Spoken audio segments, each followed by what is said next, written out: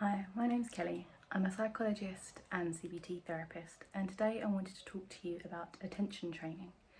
So, we know we can work out our body, we can go to the gym, but did you know you can do some training on your mind? And with this technique, it's really helpful for times when we find we're overthinking certain things, or when we are focused on a certain area of our life, or even on our area of our body, and we become quite preoccupied with it. And those thoughts can sometimes feel uncontrollable or unmanageable. So one of the ways we want to be able to counteract this is to do something called attention training. So attention training can be done in two different ways. So you have meditation and you have the mundane task.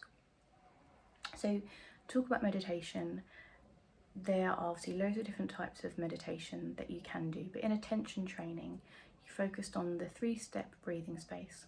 I have got a recording of this on my YouTube if you'd like to go and listen to it, but it's a really short meditation where you shift your focus. So you start with a wider focus, then you go to your breath, and then you go to a wider focus again, and you kind of bring it all together. So it's just that 3-step focus. And again, that is shifting your attention for different areas. And it's only about 3 or 4 minutes long. And as the focus of that is to start to train your attention. So instead of you flitting around with all these different thoughts and becoming quite overwhelmed with them, by practicing the 3-step breathing space, you are training your attention, so you're more able to shift your focus from different thoughts if you're feeling overwhelmed. And the second technique, as I said, is a mundane task. So a mundane task is something that we often do every day. So it could be something like brushing our teeth, making a cup of tea or a cup of coffee, having a glass of water, something quite short. Some people like to do a shower, but that may be quite difficult just to start off with. So you want to start with a short task that evokes lots of different senses. So I always say brushing your teeth is a really simple, easy one to do. And what you do is you brush your teeth as you would do normally, but you focus your attention solely on what you're doing. So you're noticing what the tastes are, what the sounds are, what you can potentially smell, what you can feel. So using all of your senses, all of that goodness, to really focus on doing what you're doing, and that's brushing your teeth.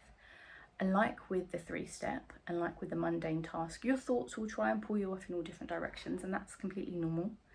But what you do with it, if you're doing either of those exercises, is that you just recognise that your thought has drifted off somewhere and you bring it back to what you're doing. So you just recognise, you don't want to punish yourself, it's normal, our thoughts just go here, there and everywhere. But you recognise that your thought has gone off, and then you just bring it back. So you just keep doing that, and your thought may go off a few times, and that's fine. But just bring it back to either the 3-step breathing with space or the mundane task. And you want to practice this for a week or a couple of weeks. You may want to do both exercises every day. You might want to alternate it. But the main thing is that you are training your attention. You're allowing yourself to be more in control of your thoughts. And by you doing that when just in that time space of the mundane task or the 3-step, that learning will transfer into other areas of your life. So when you are feeling more overwhelmed or dragged into the vortex of your thoughts, you're going to be more able to recognise that your brain's going off over there, and bringing it back to whatever you're doing. And that is how the attention training comes in. I often really like to pair it with the postponing of the worry or the worry time, and I've got a video coming up that will explain how to do that. So I would often get clients to do the attention training for a week or 2 weeks, and then we move into the worry time, postponing the worry, the thinking time, whatever you want to phrase it with yourself, with your clients. So it's one technique or 2 techniques in one for the attention training. And if you want to add on, kind of build it into kind of a toolkit, then I would recommend using the postponing of the worry as well. Hope you find that helpful. I've got lots of other videos on here that explain different psychological tips and techniques and CBT skills also. Thank you.